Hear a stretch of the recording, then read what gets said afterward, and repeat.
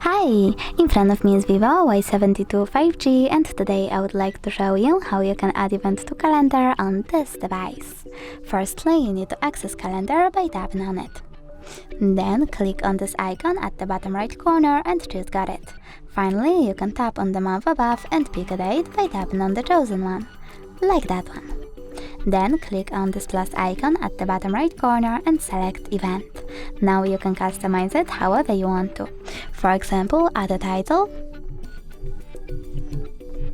choose starting and ending hour over here, or turn off this feature by tapping on this radar next to all day, add people, choose location over here, tap at the chosen one, set up notifications, minutes, hours or weeks before your event, change color and even take notes. When you're done, select Save at the top right corner, sorry misclick, and as you can see, my event was successfully added. You can delete it though by tapping on it, clicking on those three dots at the top right corner and selecting Delete.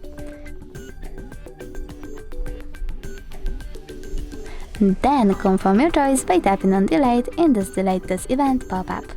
Thanks so much for watching. If you enjoyed this video, don't forget to leave a like, comment and subscribe. Bye!